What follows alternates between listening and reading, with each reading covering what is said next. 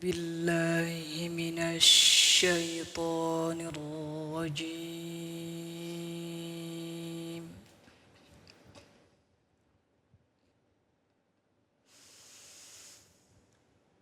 بسم الله الرحمن الرحيم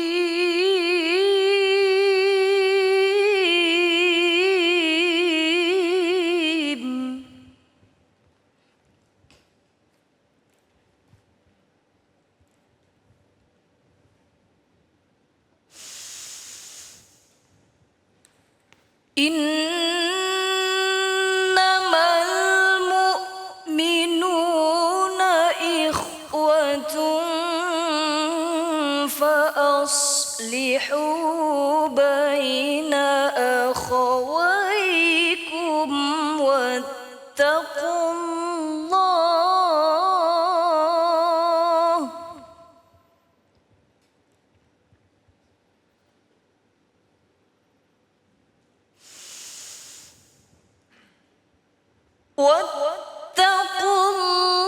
الله لعلكم ترحمون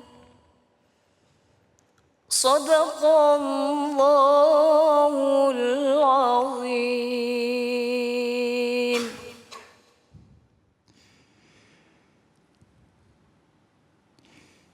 Bismillahirrahmanirrahim. Allahumma salli ala sayyidina Muhammad wa ala ali sayyidina Muhammad. Assalamualaikum warahmatullahi wabarakatuh. Masya Allah, alhamdulillahirrahmanirrahim. Di hari yang insya Allah penuh nikmat sehat ini, kembali lagi saya Ali Zainal menemani pemirsa di rumah di dalam Cahaya Hati Indonesia Ramadan. Dan pada kesempatan kali ini kita akan mengangkat tema tentang silaturahmi mendatangkan kebaikan. Insya Allah nanti kita akan bertemu dengan guru-guru kita yang dimuliakan oleh Allah Subhanahu Wa Taala. Ada Al-Ustadz Kiai Haji Fikri Haikal MZ, Ustazah Lulu Mumtazah, Ustadz Azhari Nasution, dan Ustadz Munawir Ngacir. Terima kasih untuk Mimi Jamilah yang sudah membacakan lantunan ayat suci Al-Quran. Baik, jamaah yang dimuliakan oleh Allah Subhanahu Wa Taala, yang ingin bertanya boleh kirimkan pertanyaan Anda lewat Instagram kita di @cahayahati_inews. Baik, langsung yuk kita bertemu dengan guru kita yang dimuliakan oleh Allah Subhanahu Wa Taala, Kiai Haji Fikri Haikal MZ. Guru sehat? Alhamdulillah wa nali sehat. Masya Allah, tinggal berapa hari lagi nih guru kita ditinggal Ramadan nih guru. Ya, minggu terakhir lah. Minggu terakhir guru ya. Mudah-mudahan ibadah kita diterima di sisi Allah Subhanahu Wa Taala, tambah meningkat lagi guru ya. Amin. Baik guru, ini menjadi PR buat kita semuanya. Kadang-kadang kita susah banget silaturahmi. Nah, bagaimana nih guru kegemaran Rasulullah Sallallahu Alaihi Wasallam dalam menjalin silaturahmi? Assalamualaikum warahmatullahi wabarakatuh.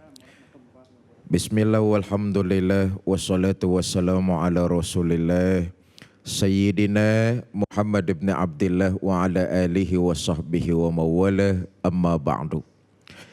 Yang mulia para ulama, para kiai, para habaib, para asatiz dan asatizah, ibu bapak, saudara-saudara, para pemirsa di mana saja Anda berada.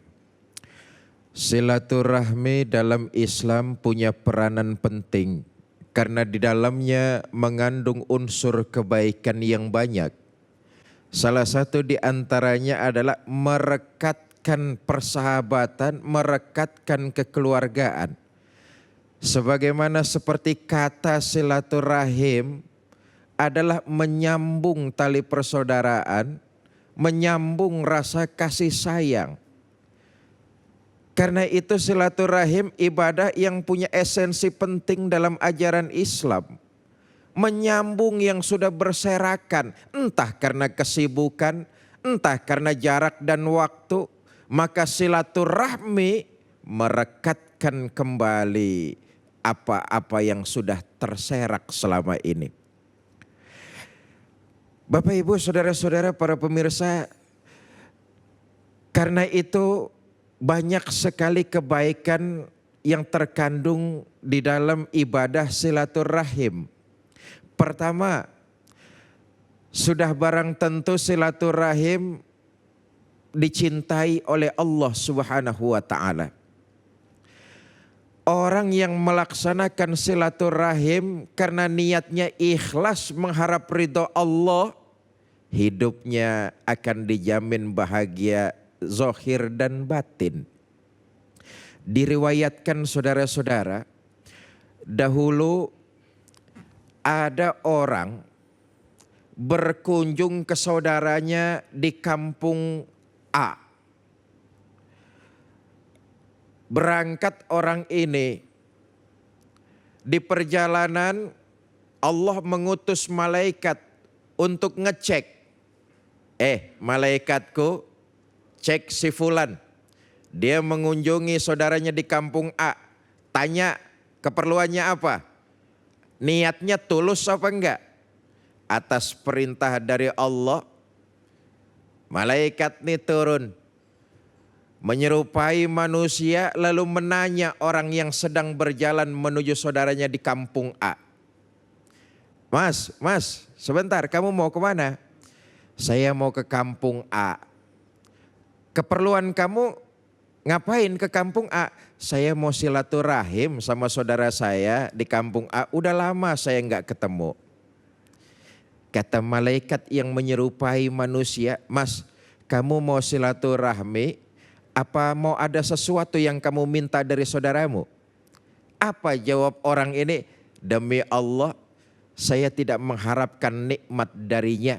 Saya bersilaturahmi, saya bersilaturahim karena niat saya ikhlas karena Allah Subhanahu wa taala. Orang yang niatnya ikhlas menjalin silaturahim karena Allah, hidupnya dijamin baik zahir maupun batin. Kenapa? Hamba seperti ini Allah cinta. Ini yang harus kita galakan, ini yang harus kita terapkan dalam kehidupan. Karena mohon maaf, masih banyak di antara kita yang bungkusannya doang silaturahim. Bajunya doang silaturahim. Tapi enggak taunya ada udang di balik bakwan. Ada maksud-maksud tertentu, entah itu proyeknya, entah itu keinginannya, entah itu maksud-maksud duniawi yang lain. Kalau silaturahim dibungkus atas kepentingan sesuatu, bagaimana kita menemukan kebaikan zahir dan batin? Kenapa? Karena Allah tidak suka terhadap hamba seperti ini. Silaturahim dibungkus dengan maksud-maksud duniawi. Karena itu orang yang ikhlas karena Allah menjalin silaturahim, Allah menjamin hambanya dengan kebaikan zahir dan batin. Saudara, sebaliknya celaka ketika seorang hamba tidak melaksanakan silaturahim, maka hamba tersebut dibenci oleh Allah Subhanahu wa taala. Celaka. Tidak ada kemalangan yang lebih malang ketika seorang hamba dibenci oleh Tuhannya. Tidak ada kemalangan yang jauh lebih malang dari kali malang selain seorang hamba dibenci oleh Allah. Apa di antaranya? Memutuskan silaturahim. Sorga jangankan masuk ke dalamnya, baunya aja haram. Mutus silaturahim, Allah paling benci sama hamba seperti ini. Diriwayatkan dahulu ada orang kaya mau pergi haji, bingung nitipin hartanya sama siapa. Namanya orang kaya pergi haji, hartanya banyak. Takut ibadahnya enggak khusyuk, dia titipin. Cuma nyari orang siapa yang amanah. Dicari satu kampung, rupanya ada orang yang dianggap amanah. Datang saudagar ini yang kaya raya, ketemu sama orang yang punya sifat amanah, namanya Fulan. Fulan, saya ingin berangkat haji, saya titip. harta saya. Nanti selesai ibadah haji saya pulang, saya ambil lagi harta saya. Kata si fulan, silakan kau pergi haji, insya Allah hartamu aman. Berangkat fulan ini. Begitu musim haji selesai, fulan balik ke kampungnya. Tapi dia dengar kabar, sampai di kampungnya dia dengar kabar bahwa si fulan yang amanah itu beberapa hari lalu meninggal dunia. Orang kaya yang nitipin harta kepada fulan bingung. Dicari-cari keluarganya, ditanya-tanya keluarganya. Fulan pernah saya titipin harta sebelum berangkat haji. Sekarang saya udah pulang. Saya mau ambil harta itu lagi. Keluarganya ada yang tahu nggak fulan nyimpennya di mana? Keluarganya nggak ada yang tahu. Bingung orang kaya nih, bingung saudagar konglomerat nih. Sampai dia datang ke salah seorang syekh, ulama yang alim.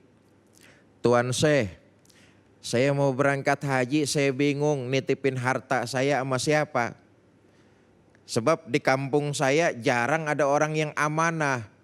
Rupanya ada orang yang amanat, namanya fulan. Saya titipin harta saya, pulang dari ibadah haji, fulan meninggal.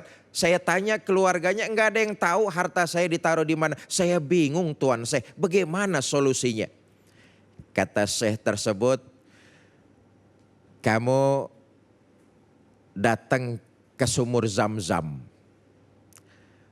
Panggil nama fulan 3 kali. Kalau fulan min ahlil khair, nanti ada suara nyaut dari sumur Zam-Zam. Berangkat nih orang kaya. Tengah malam dia panggil nama fulan di bibir mulut air Zam-Zam tuh. Sumur Zam-Zam. Fulan, fulan, fulan. Sampai 3 kali manggil fulan. Sumur Zam-Zam nggak ada suara apa-apa. Pulang, sampai rumah lapor lagi sama Syekh. Tuan Syekh, di sumur Zam-Zam saya teriak sampai 3 kali sampai sember bibir saya. Sumur nggak ada sautannya. Kata Tuan Syekh, celaka fulan. Celaka kenapa Tuan Syekh? Beginilah, nanti malam sepertiga malam yang akhir, di Yaman tuh ada sumur namanya Sumur Burnut. Kamu datang dah ke situ. Panggil nama si fulan.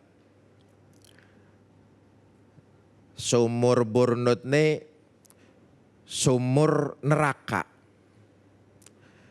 Panggil fulan di situ. Kalau memang fulan ada di neraka, kena siksa api neraka, tuh sumur bakalan nyautin. Sepertiga malam yang akhir, orang kaya nih datang ke sumur Burnut. Tepat di bibir mulut sumur, orang kaya ini teriak manggilin, fulan. Baru sekali manggil dari dalam sumur ada yang nyaut, apaan? Bingung saudagar kaya raya ini. Fulan, kenapa kok kamu ada di sumur Burnut? Bukankah kamu waktu hidup di alam dunia kamu rajin sholat, rajin puasa, bayar zakat, rajin sedekah, hadir di majelis-majelis ilmu. Tapi kenapa kamu ada di sumur Burnut? Kamu benar, waktu hidup di dunia saya orang yang amanat. Saya rajin ibadat, siang puasa, mengerjakan zakat, hadir di majelis-majelis ilmu. Tapi ada satu urusan yang saya belum selesaiin. Maka wasilah kamu saya minta tolong. Datang ke kampung Ano, temuin saudara saya di sana. Sampaikan salam permintaan maaf saya yang belum saya lakukan seumur hidup. Sampaikan permintaan maaf saya. Kamu datang ke kampung Ano, ketemu sama saudara saya di sana. Iya dah, ntar insya Allah saya ke sana. Cuma ngomong-ngomong duit saya kamu taruh mana fulan? Nih orang kaya rupanya tetap aja masih ingetin duitnya. Kata fulan, duit kamu tuh saya taruh di tempat ini. Selesai kembali nih si orang kaya ke rumah fulan. Nyari uang, nyari hartanya yang memang kata fulan ditaruh di tempat ini. Begitu dibuka ada semua hartanya. Kembali utuh. Kenapa? Fulan memang orang yang amanat. Selesai hartanya itu kembali kepada dirinya, baru dia ingat, iya saya janji sama fulan mau ke kampung si Ano nemuin saudaranya. Berangkat nih orang kaya ke kampung Ano, nemuin saudaranya. Ketemu, setelah ketemu, Assalamualaikum mas, maaf sampean saudaranya fulan. Iya betul, fulan sudah meninggal. Iya saya tahu fulan saudara saya sudah meninggal. Ada apa? Saya semalam habis bicara. Si fulan nitipin pesan. Pesan apa? Dia memintakan maaf. Karena waktu hidup dia belum sempat memintakan maaf kepada sampean, belum sempat menjalin silaturahim lagi kepada sampean. Makanya fulan titip pesan sama saya, mohonkan maaf saya kepada saudara saya. Mendengar penuturan orang kaya ini, saudaranya fulan tuh menetes air mata. Orang kaya ini makin penasaran. Kata orang kaya, saya makin penasaran. Saudara kamu yang namanya fulan itu rajin ibadah. Begitu saya ketemu kamu, saya sampaikan salamnya fulan untuk minta maaf. Kamu berlinang air mata. Sebenarnya apa yang terjadi sih? Dijelaskan sama saudaranya, Pak betul saudara saya fulan memang hidup di dunia rajin ibadah. Tapi ada satu ketika karena satu hal dia memutus tali silaturahim kepada saya. Saya datang baik-baik diusir saya. Saya berikan dia hadiah ditolak saya. Saya berikan salam dicaci saya mentah-mentah.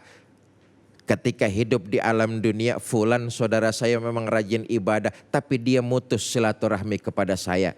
Maka keberadaannya di sumur burnut, dia mengalami siksa neraka. Belum sampai di neraka, baru di alam kubur sudah mendapat siksa neraka. Karena itu saksikanlah, kata saudaranya, mulai saat ini segala kesalahan dia kepada saya maafkan. Apa yang terjadi? Beberapa hari kemudian orang yang kaya ini dimimpikan lagi oleh fulan. Fulan dengan wajah tersenyum mengucapkan terima kasih banyak. Saudara saya sudah memaafkan karena pernah di alam dunia saya putus silaturahminya. Tapi karena memaafkan saya, walhasil Allah memberikan rahmat kepada saya. Bapak Ibu, saudara-saudara, itulah pentingnya silaturahmi. Sebagaimana yang diajarkan baginda kita Nabi besar Muhammad sallallahu alaihi wasallam, beliau silaturahmi kepada siapa saja, tidak memandang ras, tidak memandang agama, tidak memandang suku, siapa saja Nabi berbuat baik dan melakukan silaturahim. Satu, yang kedua, silaturahim itu di antara nilai-nilai kebaikannya adalah kita nanti di akhirat akan mendapat naungan dari Allah Subhanahu wa taala. Di antara nanti di akhirat sudah tidak ada naungan kecuali naungan Allah. Orang yang rajin menjalin silaturahim, mereka akan mendapatkan naungan dari Allah Subhanahu wa taala. Wallahu a'lam bissawab. Masya Allah, terima kasih guru, kisahnya luar biasa banget ya. Ya Allah, mudah-mudahan ini kisah memotivasi kita. Apabila saat ini kita mungkin ada sedikit selek atau ribut dengan sanak famili kita, yuk kita hilangkan semua itu ya. Insya Allah kita semuanya akan masuk ke dalam surganya Allah Subhanahu wa taala. Baik, jamaahku yang dimuliakan oleh Allah Subhanahu wa taala, insya Allah sesaat lagi kita akan bertemu dengan Ustazah Lulu Mumtazah dengan subtema kita silaturahmi mulai dari yang terdekat. Tetap bersama kami di Cahaya Hati Indonesia Ramadan.